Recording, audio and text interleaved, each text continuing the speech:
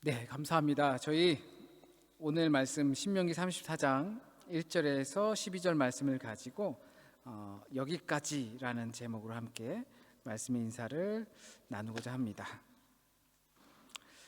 신자로서 하나님과 함께하는 것보다 더 큰 축복이 있을까요? 어디를 살아가든 어디에 있든 하나님께서 함께 하신다면 신자로서 받는 가장 큰 축복이 아닐까 생각합니다. 그래서 모세는 하나님께서 우리와 동행하시지 않으면 우리가 가나안에 간들 아무런 의미가 없다고 하나님께 간절히 원해서 가나안 땅에 가는 길을 들어섰습니다.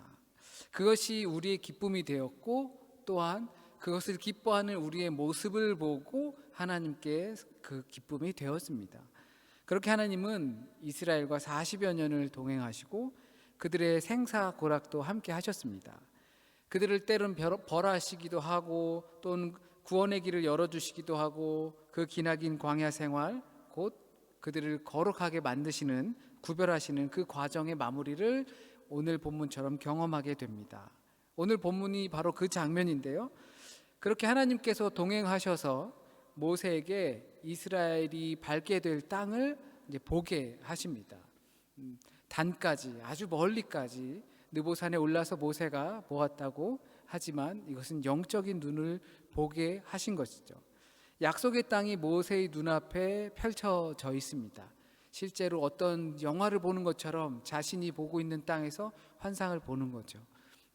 군대에서 초병 근무를 설 때 옆에 있던 부사수에게 제가 말했던 적이 있습니다. 저 산 너머에는 무엇이 있겠느냐, 이런 식으로 뭐가 있겠니? 이렇게 했겠죠. 넌 뭐가 있을 것 같아? 그랬더니 저기 산 넘으면 뭐 마을이 나오지 않을까요? 이런 식으로 대답하더라고요. 저는 어떤 이렇게 이미지를 생각하면서 환상적으로 저 산 너머에는 우리의 미래가 기다리고, 이런 생각을 하면서 물어봤는데 아주 현실적으로 답을 하더라고요. 저 산 너머에는 마을이 나오고 기차역이 나오고. 모세는 그 산에서 하나님께서 보여주시는 그 땅을 보여주시는 겁니다. 그런데 이 장면에 있어서 저는 이스라엘의 입장에서 한번 먼저 생각을 해봤으면 좋겠습니다. 성경에서는 모세의 부재를 이제 이야기하는데요, 이스라엘의 입장에서 모세가 더 이상 없다라는 것이 어떤 의미일까 한번 생각을 해보았습니다. 모세는 성경에서 말한 것처럼 정말 다시 없을 지도자였습니다. 그는 수많은 기적들을 보여주었고 40년이라는 세월 동안 이스라엘과 함께 광야를 지났습니다. 때로는 그들을 질타하고, 때로는 부추기면서, 때로는 같이 어깨를 감싸면서 그 길을 왔습니다. 배고픈 시절, 목마른 시절, 병든 시절 다 함께 거치고 또 전쟁도 함께 치루었습니다. 그런 모세가 이스라엘에게 차지하는 부분이 얼마나 클까요? 아마 막대할 것입니다. 오죽하면 예수께서 있을 때 예수를 보고 모세인가 보다, 모세가 환생했나 보다, 이렇게까지 이야기를 했고, 또한 변화산에서 모세랑 엘리야가 같이 나타날 정도였습니다. 모세의 부재는 이스라엘로부터 하여금 황금 송아지를 만들게까지 만들었습니다. 그만큼 모세는 이스라엘에게 있어서 엄청난 지대한 영향을, 그리고 자리를 차지하던 인물이었습니다. 심지어 모세는 전혀 기력이 쇠하지 않았다고 성경은 기록하고 있습니다. 그런데 모세가 묻히는 곳을 아는 사람이 아무도 없었다라고 말을 하죠. 성경에 다른 인물들은 무덤이 있습니다. 창세기만 해도 막벨라 굴에 아브라함도 묻히고 또 사라도 묻히고 이렇게 묻혔습니다. 그래서 현대에는 저도 영상으로 보았지만 그 무덤을 가지고서 밤에 쟁탈전도 벌이고 그런다고 하더라고요. 그만큼 모세의 무덤이 어떻게 생겼으면 지대한 영향을 미치고 또 그 땅을 차지하려고 전쟁도 벌어지고 했을 겁니다. 그런데 모세의 무덤은 없었습니다. 성경에서 모세를 홀대한 것일까요? 그렇지 않다고 생각합니다. 이스라엘의 이 모든 역사 속에서는 모세가 아니라 모세를 통해서 하나님께서 일하셨다라는 것을 우리에게 말씀하시고자 하는 겁니다. 이제 이스라엘은 가나안으로 모세 없이 들어갑니다. 그때 갖게 되는 이스라엘의 두려움은 황금 송아지를 다시 만들고 싶을 정도의 두려움일 겁니다. 모세 없이 가나안 사람들을 상대해야 합니다. 잘 아시겠지만 정탐을 했을 때 여호수아와 이 12 다른 사람들은 저 10명들은 저기는 너무 거인들이 있고 큰일이다. 우리 끝났다. 라고 했던 상황까지 벌어진 그곳을 이제 이스라엘 사람들은 들어가야 되는 것입니다. 이것은 하나님의 결정이었습니다. 모세 없이 약속의 땅에 들어가야 하는 겁니다. 이스라엘에게 내린 결정이죠. 물론 하나님은 여호수아라는 후계자를 삼았습니다. 그리고 사람들도 여호수아의 말에 순종했다라고 합니다. 그러나 모세나 여호수아가 아니라 이 일은 하나님이 하신다는 것, 그 약속의 땅에서 의지할 바는 오직 하나님뿐이라는 사실을 알게 하십니다. 그거 당연한 거 아닌가? 모세가 하나님일 수가 없지. 우리 그렇게 생각할 수 있지만 미처 그런 일들이 우리에게 닥친다면 우리가 무엇을 의지하고 있었는지 알게 만듭니다. 이스라엘은 모세를 하나님으로 생각할 수 충분한 근거가 있었습니다. 우리도 하나님 말고 다른 것을 하나님으로 생각했을 수도 있습니다. 그것이 또 다른 하나님이 됩니다. 하나님의 결정이 이스라엘의 입장에선 이제 모세 없이 가나안에 들어가는 것입니다. 모세를 통해서 그들이 보이는 것을 의지하면서 지금까지 거룩히 구별되는 시간을 보냈다면 가나안에 들어가게 될 때에는 이제 더 이상 모세 없이 하나님만 의지하면서 살아갈 것을 가르쳐 주고 계십니다. 이스라엘의 입장에선 그렇다 치고 모세의 입장에서는 하나님의 이 결정을 어떻게 받아들이게 될까요? 민수기에 따르면 모세는 하나님의 명령에 순종하지 않았기 때문에 가나안 땅에 들어갈 수 없다, 약속의 땅에 들어갈 수 없다라고 기록을 하고 있습니다. 그 이유는 출애굽기에도 나오고 신명기에도 나오는 무리바 사건 때문에 그렇습니다. 무리바, 물을 봐, 뭐 이렇게 비슷하잖아요. 물 사건이죠. 우리도 주일날 말씀을 보았는데요. 물이 없어서 그들이 원망하고 모세를 죽이네 살리네 이러고 있었던 시점에 출애굽기에서는 모세가 반석을 쳤더니 그 반석에서 물이 나와서 가축들과 사람들이 배불리 먹고 했다라고 기록하고 있습니다. 그런데 이 신명기서나 다른 데에서는 이걸 모세가 하나님께서 모세에게 명령하실 때 가서 명령하라라고 했는데 모세가 그걸 2번 탁탁 두드리게 됩니다. 그래서 물이 나와서 역시 동일하게 이스라엘 사람들이 충분히 물을 마실 수 있게 됐습니다. 그러면서 말하기는 12절에 민수기 20장 12절에 하나님께서 모세에게 말씀하시기를 너는 나의 거룩함을 훼손시켰다.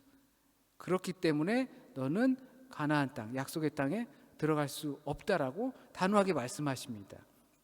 모세의 어떤 행동이 하나님의 거룩함을 훼손시켰는지 성경은 설명하고 있지 않습니다. 또는 시편의 기자는 하나님의 말씀을 듣지 않은 모세, 그러니까 명령해야 되는데 2번 두드렸다라든지 이것이 의심이다라고 시편의 기자는 또 이야기를 하고 있습니다.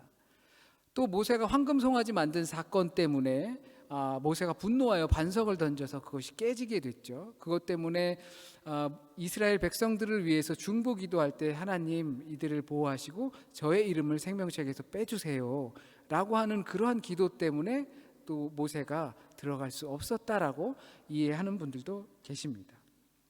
그런데 생각해 보면 하여튼간 하나님은 모세에게 이런 결정을 내렸어요. 왜인지는 정확히 알 수 없지만, 그런데 이건 광야의 초기 사건입니다. 광야로 끌고 나왔을 때 초기에 발생한 사건이에요. 만약에 이 모세가 이 말씀을 하나님께 너는 들어갈 수 없을 거야 라는 말을 초기에 들었는데도 40여 년 이스라엘을 이끌고 다녔다라고 하는 것은 이스라엘의 참된 인도자가 아닐까 생각해 봅니다. 그러나 가끔 이런 이야기를 합니다. 노력을 사람들이 했으면 그 노력에 대한 대가 또는 인정을 꼭 받아야 된다라고 생각을 하고 있습니다. 그것이 지금 당장 그 노력에 대한 대가가 아니어도, 그리고 그렇게 크게 화려함이 아니어도 노력한 만큼의 인정을 받아야 하는 것이 세상살이 아닌가라고 생각합니다. 그런데 모세를 보면 그런 대가는 고사하고 어떻게 보면 홀대를 받는 느낌이기도 합니다.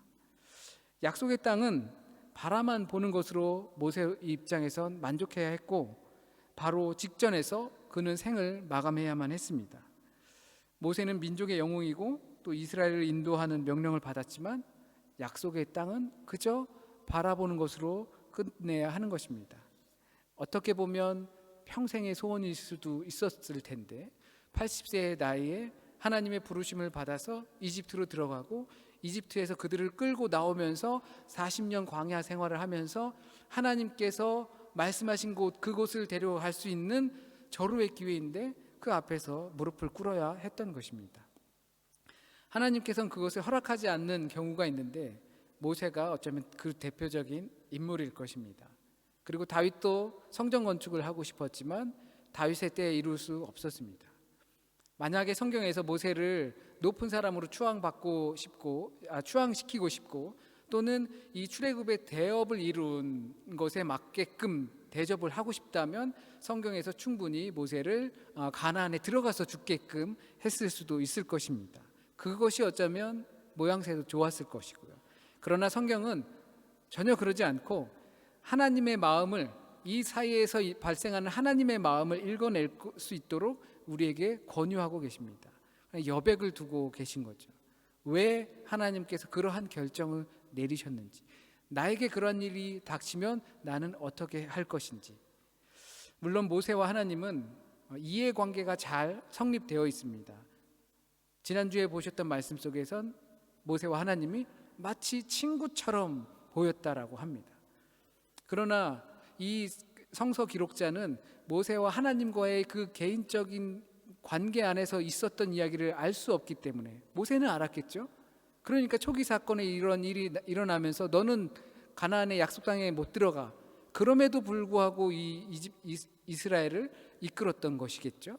그러나 이 성서를 기록한 사람은 그 사건을 모르기 때문에 우리에게 여백으로 두는 것이고 우리는 그 마음을 헤아려 보려고 하는 것입니다. 그렇다면 우리에게 이러한 일들이 발생한다면 저와 여러분은 기분이 어떨까요?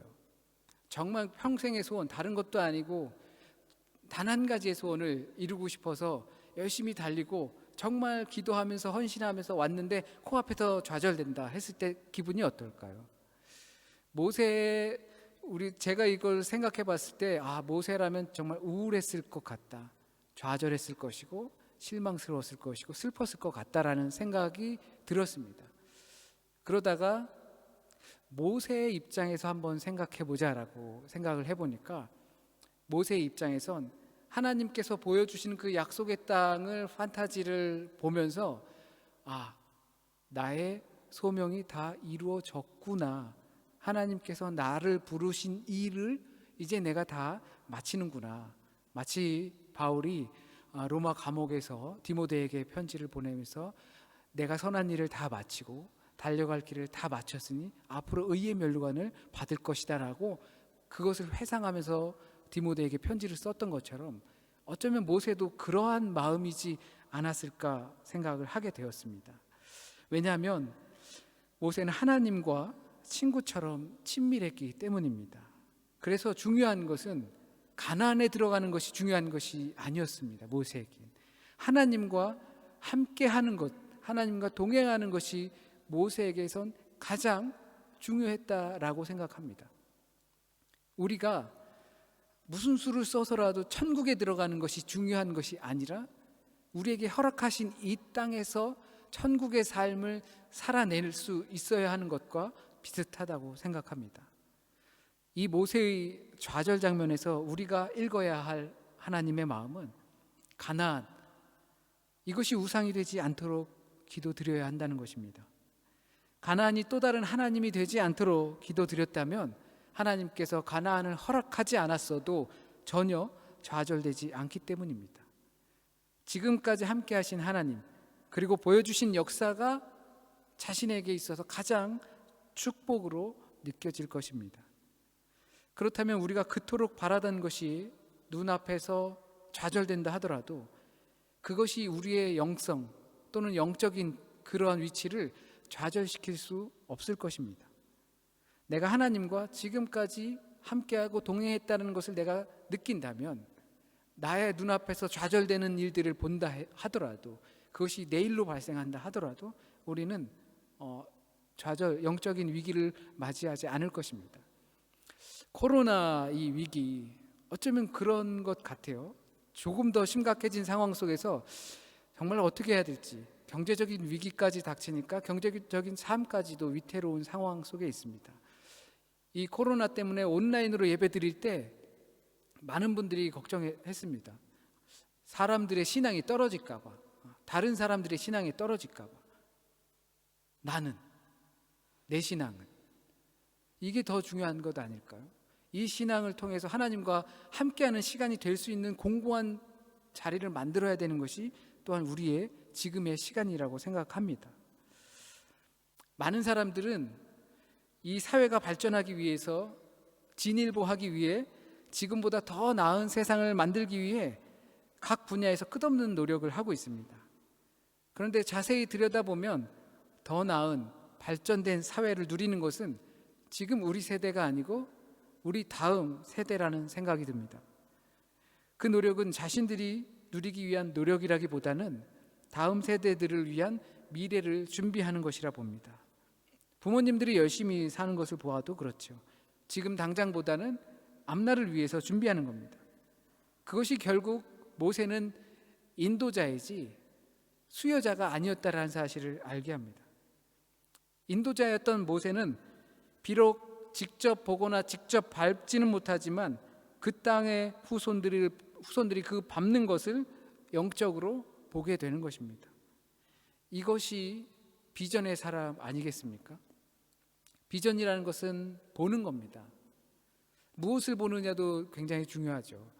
환상을 보고 꿈을 꾸고 내가 앞으로 어떻게 하겠습니다 라고 하는 것이 비전이 아니라, 마치 모세가 그 가나안 땅, 자신이 인도하여서 그것으로 이루고 하나님께서 수여하는 자들이 밟을 땅을 보게 하시는 것처럼, 비전의 사람은 바로 그것을 보는 것입니다. 그 비전의 사람은 비록 자신이 헌신하였지만 그 결과가 자신의 때에 나타나지 않아도 다음에 나타나는 일을 하는 사람, 그 사람이 진정 비전의 사람이 아닐까 생각해 봅니다. 그렇다면 저와 여러분은 인도자일까요? 수요자일까요? 한편으로는 수요자이죠. 만들어 놓은 세상, 일궈 놓은 세상을 걸어가는 수요자입니다. 또 다른 한편으로는 우리는 인도자입니다. 우리 그리스도인들이 이 시대의 인도자, 모세와 같이, 그리고 이 시대를 자녀로 둔 부모같이 헌신해야 하는 인도자입니다. 비록 우리가 그 땅을 밟지 못한다 하더라도, 그 놀라운 성과를 직접 경험하고 접하지 못한다 하더라도 우리에겐 역할이 바로 주어지는 것입니다. 하나님께서 우리에게 너는 이제 여기까지야 라고 하더라도, 그러면 저 이제 인도자 안 할래요 하는 것이 아니라, 우리에게 맡겨진 헌신을 끝까지 하면서 하나님께서 보여주시는 그 환상을 보는 것이 인도자입니다. 이것이 이 세대에 그리스도인들이 살아가는 이유일 거라 생각합니다. 하나님께서 함께하는 삶은 항상 가나안에 있는 것은 아닙니다. 그리고 당대에 내가 살아있을 때 어떤 대가를 받아야 하는 것도 아닙니다. 하나님께서 함께 하시는 삶은 하나님의 약속을 너그러이 바라볼 수 있어야 하는 것입니다. 아브라함이 그렇게 쉽게 눈을 감을 수 있었던 것이 육체의 힘을 이기지 못해서뿐만이 아니라 하나님의 약속을 바라보았다고 생각합니다. 자신에게 있어서 이루어진 약속은 단 한 가지밖에 없습니다. 아들을 주신 것. 그럼에도 그는 약속을 다 지키지 않은 하나님으로 생각하지 않고 약속을 이루실 하나님으로 믿고 눈을 감았습니다. 그 번창하는 그 인구들은 출애굽하기 직전에서야 이루어졌습니다. 그리고 모세를 통해서 약속의 땅을 받게 하시는 그 기름진 땅을 주시겠다 한 그 약속은 역시 모세도 밟지 못하고 끝을 맺었습니다. 비록 우리가 우리 교회를 위해 헌신하고 우리가 사는 환경을 위해 헌신하는 것이 당장에 어떠한 변화를 가져다 주지 못한다 하더라도 우린 모세가 지금 높은 산에 올라서 하나님께서 능력을 주셔서 영적인 눈으로 산 너머의 시간을 보는 것처럼 우리는 그것들을 보면서 헌신하고 그리스도인의 삶을 살아야 합니다. 우리 각자의 삶도, 우리 공동체의 삶도 그 세계를 보기 때문에 지금 헌신할 수 있는 겁니다. 그러기 위해선 가나안이 끝이 아닐 때도 있습니다. 가나안에 들어가지 못해도 하나님과 함께 했다면 그것은 우리에게 좌절이 아니라 축복과 감사입니다. 또한 좌절하지 않을 자에게 하나님께서 인도자의 역할을 맡기십니다. 하나님과 함께하는 인도자, 하나님만 의지하는 수여자가 되는 저와 여러분이 되길 진심으로 소원합니다.